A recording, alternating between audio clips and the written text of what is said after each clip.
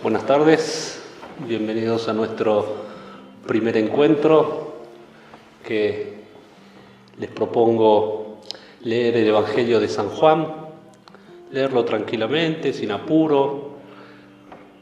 No vamos a hacer un retiro, vamos a leer, tampoco son clases, no es un curso. Vamos a tratar de leer, de reflexionar, de manera de comprender el Evangelio, la palabra de Dios, qué nos quiere decir hoy Dios en nuestro contexto. Lo vamos a hacer, voy a explicar algunas cosas, pero no para que hagamos un curso sobre el Evangelio de Juan, sino para reflexionar y comprender. Estas reflexiones que vamos a compartir en estos encuentros parten de las lecturas comentadas que hizo un profesor, amigo mío, italiano, que se llama Luigi Santopaolo, y que yo creo que pueden ser muy fructíferas también para nosotros. La semana pasada lo llamé, le pedí permiso, y no solo me dio permiso para compartir esto que él hizo en su comunidad, sino que además me pidió que lo saludara, de manera que nuestra comunidad virtual, que en estos días quiere leer la palabra de Dios y precisamente el Evangelio de San Juan, se une a esa comunidad de la parroquia de Nuestra Señora de Lourdes en Sorrento, en Italia, que ya han escuchado estas reflexiones en otro momento. Y el Evangelio de Juan lo elegimos por un motivo preciso, porque Juan, cuando escribe su Evangelio, tiene una comunidad con una situación difícil, que está pasando un momento de tribulación que es parecido a este momento que estamos pasando nosotros. La comunidad de Juan es la comunidad más reciente de todas las comunidades del Nuevo Testamento. Y tuvo que pasar muchas tribulaciones. Por eso nosotros no solamente queremos ponernos en contacto con el Evangelio de Juan, con la palabra de Dios que nos transmite San Juan en su Evangelio, sino también queremos ponernos en contacto con esta comunidad que escuchó por primera vez ese Evangelio para la que San Juan escribió su Evangelio, y que es una comunidad, o fue una comunidad, que estaba atravesando un momento de crisis, un momento de tribulación, que es el momento de fines del siglo I después de Cristo. No queremos leer el Evangelio prescindiendo, sin considerar esa comunidad que nos lo ha transmitido. Esto de tener en cuenta el contexto siempre es importante, pero sobre todo en este tiempo en que nosotros nos hemos visto privados de la comunidad. Entrar en contacto con la carne, con la carnalidad de una comunidad concreta, que en este caso es la comunidad del apóstol San Juan, para la cual él escribe su Evangelio, y esa comunidad que nos ha transmitido el Evangelio que ha recibido. Porque muchas veces nosotros que recibimos una carta, después de leerla, la tiramos. Y lo mismo hubieran podido hacer ellos. Hubieran podido traspapelar, perder, tirar ese escrito que habían recibido. Y sin embargo no, lo conservaron, y porque lo conservaron, nosotros hoy podemos leerlo. Esta comunidad de Juan transmite el Evangelio y transmite un anuncio de esperanza en una situación, en un contexto de tribulación que se parece al nuestro. Entonces tenemos que dejarnos consolar, no solo consolar por la palabra de Dios, sino también tenemos que dejarnos consolar por esta comunidad que vivió hace casi 20 siglos esta comunidad que es iglesia, como nosotros somos iglesia. El contacto con la carne de esa comunidad nos puede consolar, porque es lo que más nos falta en este tiempo, la carne de la comunidad.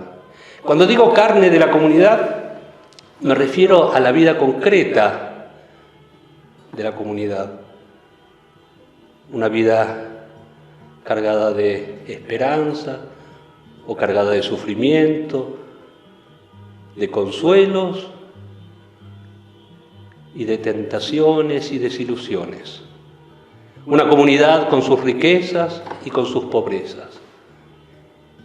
Y sabemos que la carne de la iglesia es el cuerpo de Cristo, de la cual nosotros nos hemos visto privados durante este tiempo de pandemia.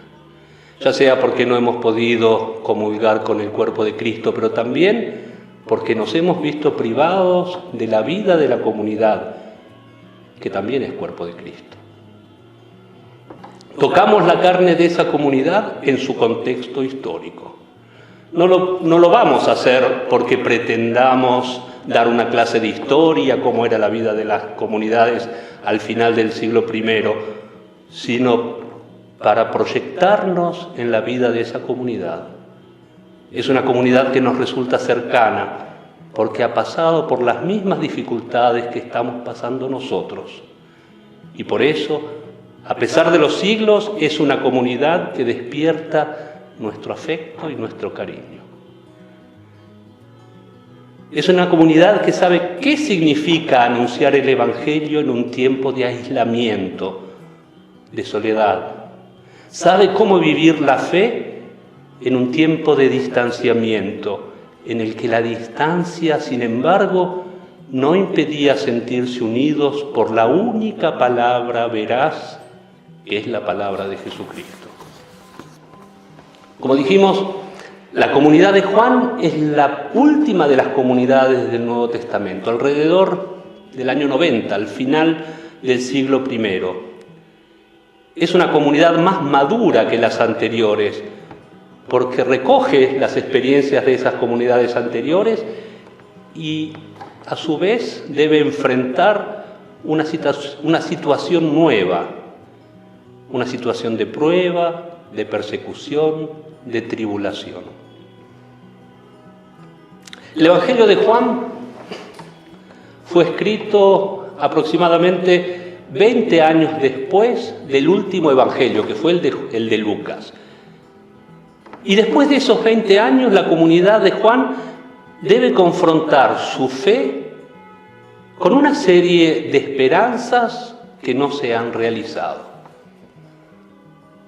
Las primeras comunidades, cuando anunciaban la resurrección de Cristo, que es la primicia y la esperanza de nuestra resurrección, creían que la segunda venida de Cristo y la resurrección de todos los hombres serían inminentes. 20 años después, la comunidad de Juan se da cuenta de que esta segunda venida de Jesús debe salvarnos de esta situación dolorosa, de esta situación de dificultad, de tribulación, de persecución. Esa venida de Cristo tarda. Esa esperanza de que la resurrección, el fin del mundo, iba a acabar con todas las angustias, no se cumple. No basta decir, el Señor ya vuelve. De un día a otro el Señor aparece y pone todo en orden y se termina esta angustia. Vemos que hay un desarrollo, una evolución de la reflexión de la Iglesia a lo largo del Nuevo Testamento. Marcos, Lucas, Mateo y 20 años después, Juan. ¿Cómo podemos describir la evolución del Nuevo Testamento? Fíjense, porque normalmente cuando nosotros abrimos el Nuevo Testamento, abrimos nuestra Biblia, encontramos una serie de libros y si queremos leer todo lo leemos en el orden en que aparece en la Biblia, que es un orden cronológico. Primero los 4 evangelios, después los Hechos de los Apóstoles, las cartas de San Pablo y de los otros apóstoles, y después el Apocalipsis. Este es el orden lógico. La vida de Jesús, después la vida de la Iglesia, las cartas con que los apóstoles enseñaban y anunciaban a esas iglesias, y después el Apocalipsis, que es el regreso de Jesús. Pero no es el orden en que los escritos fueron escritos precisamente. Jesús, antes de subir al cielo, le dijo a los apóstoles: vayan por todo el mundo y anuncien la buena noticia a toda criatura. Vayan y anuncien. Y esto es lo que hicieron los apóstoles. Anunciaron la buena noticia. Cristo ha muerto y ha resucitado. Ha destruido el poder de la muerte. Y esa resurrección es también para nosotros. También nosotros vamos a resucitar, porque ya no estamos condenados a muerte. Ya no estamos condenados a desaparecer, porque Dios nos hará vivir con Él. Lo mismo que pasó con Jesús va a pasar con nosotros. Este es el primer anuncio. Vayan y anuncien a toda criatura. Esto anuncien. Y eso hicieron los apóstoles. No necesitaban escribir. Anunciaban. Y los apóstoles se desparramaron por todo el mundo conocido, y anunciaron esto. Dice San Pablo: la fe viene de la predicación y de escuchar esa predicación. Cuando nosotros leemos, salimos, como que nuestros ojos salen a buscar las palabras que están escritas. Tratan de capturar ese texto escrito, pero cuando escuchamos, en cambio, el sonido, la palabra, el mensaje, no está afuera, el sonido entra dentro de nosotros. Hagamos la prueba, cierren los ojos y escuchen. Fíjense cómo esta palabra entra y llega hasta el corazón. Cristo venció a la muerte. Cristo venció a esa muerte que quería vencerlo a Él. A esa muerte que quiere destruirnos a nosotros, a esa muerte que quiere destruirte a vos. Dejemos que la palabra entre en nosotros, que esa palabra llegue al corazón y que allí sea fecunda. ¿Y esto significa que no hay que leer? No significa eso. Pero hay que leer de una manera especial, no como saliendo de nosotros mismos, sino dejando que la palabra entre de nosotros. Que no sea un saltar afuera, sino un dejar que el mensaje entre en nosotros hasta lo más profundo. Volvamos al Nuevo Testamento. Los apóstoles predicaban, sembraban en los corazones, como cuenta la parábola del sembrador. Mejor dicho, eran ministros de Dios, que es el verdadero sembrador de la palabra en nuestros corazones. Y el primero que escribió después del anuncio fue San Pablo, porque había trabajado en muchas comunidades y no podía estar en todas al mismo tiempo. Entonces necesitaba escribir, y es el primero que escribe, alrededor del año 50 después de Cristo. 20 años después se empiezan a escribir los evangelios, Marcos, Mateo, Lucas, y otros 20 años después, alrededor del 90, el evangelio de Juan.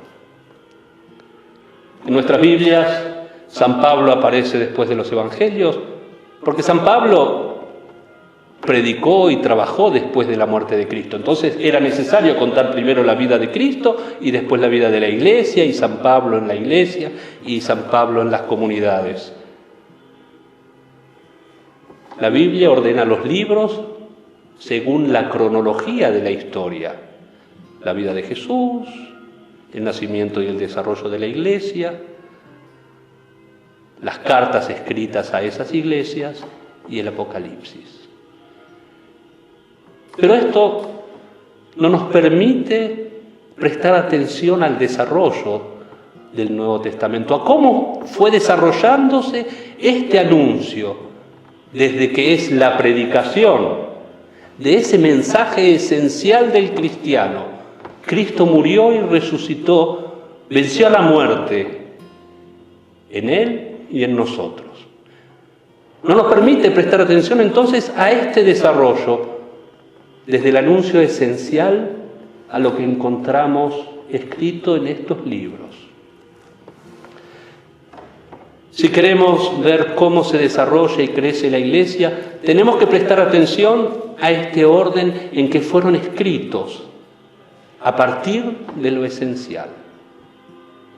Y prestar atención a cómo, a partir de lo esencial, las comunidades van componiendo otros libros que añaden otros recuerdos y también otras reflexiones según las preguntas que esas comunidades se iban haciendo. San Pablo escribió 50 años, en el año 50, 40 años después encontramos el Evangelio de Juan. Y las preguntas a lo largo de esos años van a ser distintas. Hay un crecimiento de la Iglesia que se refleja en lo que escriben. Un crecimiento que muchas veces exige crisis, dolor, como en esta comunidad de Juan, y lo vamos a ver ahora. La situación en que a nosotros, la situación en la que nosotros debemos vivir, tiene un impacto muy fuerte sobre nuestra reflexión acerca de la fe. Nosotros lo sabemos y lo experimentamos en este tiempo de pandemia y de cuarentena. Lo mismo pasó en las comunidades antiguas. Este problema del orden de los libros del Nuevo Testamento es uno de los problemas principales que tenemos para la lectura y la comprensión del desarrollo del credo de las primeras comunidades. Entonces nosotros vamos a tener en cuenta este orden y este desarrollo, el desarrollo de la fe de las comunidades, y vamos a ver cómo esto se refleja en lo que escribe. Se refleja en todo eso que encontramos en el Nuevo Testamento, que es fruto de su experiencia, de su reflexión, a partir de ese primer mensaje, el más importante, el central, Cristo resucitado. Pongamos una imagen. Tal vez esta imagen nos ayude a darnos cuenta cómo se dio el desarrollo de los escritos del Nuevo Testamento. Es la imagen del abanico. Yo me traje aquí un abanico para explicarlo. El abanico es compuesto por una serie de varillas, que es la parte rígida, que sostienen una tela. Este es un abanico un poco especial, pero sostienen una tela. Y todas estas varillas están unidas por la parte de abajo con un perno, con un tornillito. El apóstol San Pablo, que fue el primero que escribió en el año 50, estaría representado por este tornillito, por este perno. Es el anuncio esencial, es el más simple. Cristo murió y resucitó por nuestra salvación. Y esto quiere decir no solo que es el primero, el más antiguo, sino que es lo esencial de nuestra fe, es lo más importante, Es lo que nunca podemos perder de vista. Repito, porque esto es importante, nunca podemos perder de vista esto que es lo esencial. Cristo murió y resucitó por nuestra salvación. Sobre este anuncio se basa todo el Nuevo Testamento. Marcos es el primero de los evangelistas, aunque no es el primero que encontramos en la Biblia, es el primero que escribe su evangelio. Desarrolla este primer anuncio de forma narrativa. San Pablo dijo, Cristo resucitó, murió y resucitó por nosotros, para salvarnos. Y Marcos dice, muy bien, y nos narra cómo fue esa muerte y esa resurrección. Y tenemos el primer relato de la pasión de Cristo. En nuestra imagen del abanico, Marcos sería la estructura rígida, porque él da la estructura de lo que será después todo el Nuevo Testamento. El Evangelio de Mateo y el Evangelio de Lucas son como esa tela que une las varillas y ellos expanden lo que había dicho Marcos. Marcos nos deja un evangelio que es bastante breve también, el más breve de todos. Pablo, el anuncio esencial. Marcos nos da la estructura. Mateo y Lucas expanden el abanico, esa estructura que nos había dejado Marcos. Así tenemos los tres primeros evangelios, Marcos, Mateo, Lucas, escritos en este orden. ¿Y qué pasa después de Lucas? Después de Lucas surge un problema enorme, porque Mateo y Lucas abrieron el abanico. ¿Y qué pasa si yo pretendo abrir más este abanico? Si pretendo abrirlo más, se rompe. Y después de Lucas surgieron otros escritos que nosotros conocemos con el nombre de apócrifos.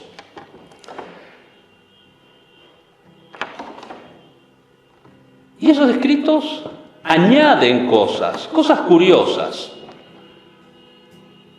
pero cosas que pierden de vista lo esencial. Les cuento algunas de las cosas que narran los evangelios apócrifos para que se den una idea. Son muchos escritos, muchos libros, pero algunos cuentan la historia de la partera de la Virgen, o qué cosa hacía Jesús en la escuela, cómo puede ser que la sabiduría de Dios tenga que ir a la escuela a aprender y al final resulta que sabe mucho más que el maestro y lo deja en ridículo al maestro, o cómo jugaba Jesús con sus amigos. Cosas de este tipo, cosas que no son malas, pero son distractivas porque nos hacen perder de vista lo esencial. Jesús murió y resucitó por nosotros. En este contexto, entonces, tenemos el Evangelio, los tres sinópticos, Marcos, Mateo y Lucas, que han expandido ese mensaje esencial, sencillo y conciso de Pablo, la pretensión de ampliarlo todavía más, y viene Juan en el año 90 y ¿qué hace? Cierra. Juan cierra el Evangelio. ¿Y qué quiero decir con que cierra? Pone un límite a esa dinámica de expandir el Evangelio porque pretende volver a lo esencial. De vuelta. Cuando parece que nos estamos distrayendo con cosas que no son lo más importante, Juan cierra y nos dice lo esencial.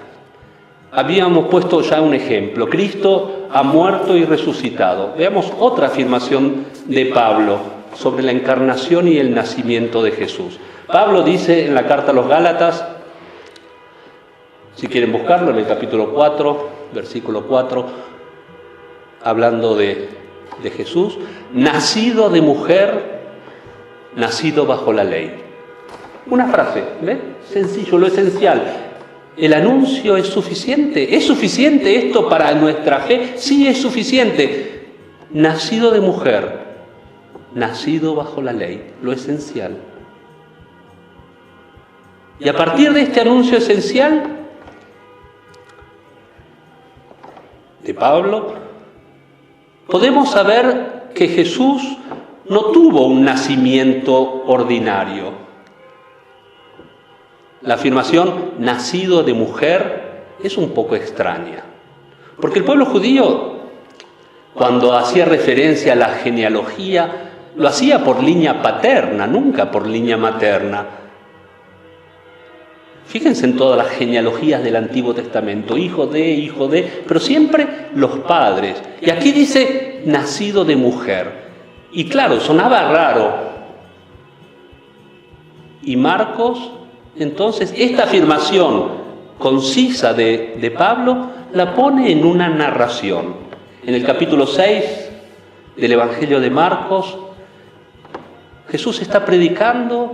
Fíjense, una narración. Jesús está predicando, la gente se queda asombrada de que este Jesús que todos conocen tenga un mensaje, una enseñanza tan admirable, y se preguntan, y esto es lo de Marcos, ¿no es este el hijo de María?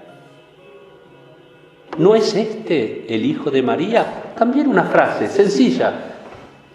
Igual que Pablo, lo pone en la estructura y agrega una cosa más, el nombre de la madre es María. Nos dice lo mismo que Pablo. Entonces, en esta estructura de Marcos, Mateo y Lucas lo expanden. ¿Y cómo lo expanden? Nos relatan el nacimiento de Jesús. Marcos no cuenta la Navidad.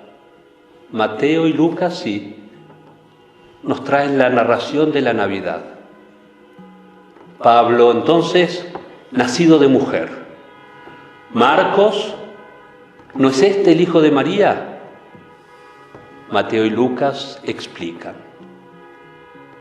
El edicto del emperador, el viaje de Jesús y María de Nazaret a Belén, el nacimiento de Jesús en Belén, la matanza de los inocentes, la huida a Egipto, explican dando informaciones que nos ayudan a comprender que Jesús es hijo de María sin que interviniera ningún hombre, porque Jesús es hijo de Dios.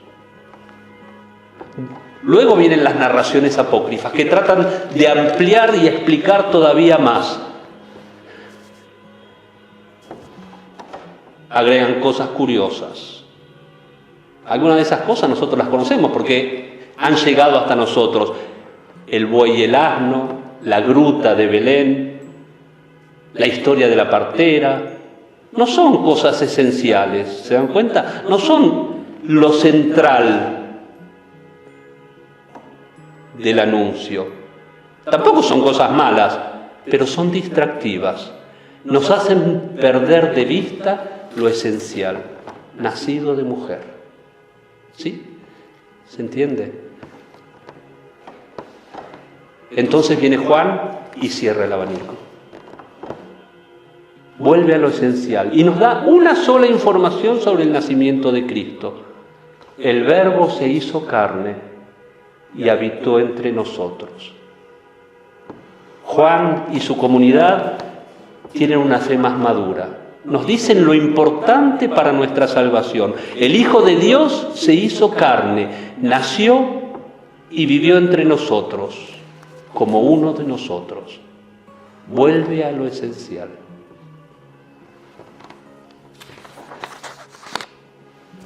Al final del capítulo 20 del Evangelio de Juan, nos dice, Jesús hizo muchos otros signos que no están narrados en este libro. Estos han sido narrados, han sido escritos para que ustedes crean. Lo que Juan nos narra es suficiente para que ustedes, para que nosotros, para que toda la iglesia de la historia crean y se salven. ¿Cuántos signos cuenta Juan? 7. 7 son suficientes para nuestra salvación. En este tiempo de dificultad, de aislamiento, que puede causar alguna crisis en nuestra vida de fe, el Evangelio de Juan nos va a acompañar para hacer esto que hizo Juan y lo que hizo la comunidad de Juan. Cortar un poco. En la parábola de la vid verdadera, en el capítulo 15 de Juan, Jesús dice: yo soy la vid verdadera, mi Padre el viñador. Todo sarmiento, toda rama que no da fruto, mi Padre lo corta. Y toda rama que da fruto, la poda para que dé más fruto. Estamos en una época de poda, pero no perdamos la esperanza. El Evangelio de Juan, la comunidad de Juan nos van a acompañar mostrándonos qué es lo esencial del anuncio de Jesús. Hay un aspecto de la vida de esta comunidad de Juan que la hace más cercana a nosotros. Si leemos en el libro de los Hechos de los Apóstoles, vamos a ver que los apóstoles y los primeros cristianos iban al templo. Y los que no vivían en Jerusalén iban a la sinagoga. Jesús en Cafarnaúm también fue a la sinagoga y los primeros cristianos hacían lo mismo. ¿Y qué hacían en la sinagoga o en el templo? En primer lugar, escuchaban la palabra de Dios. Las sinagogas tenían los rollos donde estaba escrito el Antiguo Testamento, escrita la palabra de Dios. Después de escuchar la palabra de Dios, uno de la comunidad explicaba, hacía la catequesis y después rezaban todos juntos. Pero a la comunidad de Juan le pasa algo terrible, que la hace más cercana a nosotros, algo que no le había pasado a las comunidades de Marcos, de Mateo, de Lucas. Los judíos en el año 90 dicen: ustedes que creen en Jesucristo no son judíos, no pueden entrar más en las sinagogas. Son echados de la vida de la sinagoga. El viñador los poda, dice Jesús. No pueden participar de la liturgia, pero sobre todo no pueden escuchar la palabra de Dios. Nosotros tenemos todos una Biblia en casa, 1, 2, 3. En la época, en el siglo I, era imposible esto, no hay imprenta, un libro es carísimo. Y participar en la vida de la sinagoga les permitía seguir escuchando esa palabra que habían escuchado toda su vida, porque en general la gran mayoría eran judíos que habían creído en Jesús y se habían hecho bautizar. La exclusión de la sinagoga es una experiencia muy dura para esta comunidad. Se quedan sin el alimento de la palabra de Dios, semejante a nuestra experiencia. Muchos se han quedado sin poder recibir el alimento eucarístico. ¿Y qué hace Juan con esta comunidad, con su comunidad? Juan le dice lo que vamos a escuchar más profundamente la semana que viene, en el prólogo del Evangelio. La palabra, esa palabra que estaba escrita, esa palabra que leíamos, esa palabra que está en la sinagoga, en los rollos de la sinagoga, esa palabra es Jesucristo. Ya no está en los rollos de papiro de la sinagoga, sino que la palabra se hizo carne. Pensemos en esa comunidad de Juan, esa comunidad que estaba acostumbrada a escuchar la palabra de Dios y se queda excluida, se queda afuera, se queda separada, se queda aislada. Juan les escribe su Evangelio. ¿Cómo empieza el Antiguo Testamento? ¿Cómo empieza la Biblia? Dice, en el principio Dios creó el cielo y la tierra. En el principio. Pensemos en estos cristianos que se han visto excluidos, han perdido lo que conformaba toda su vida desde su infancia,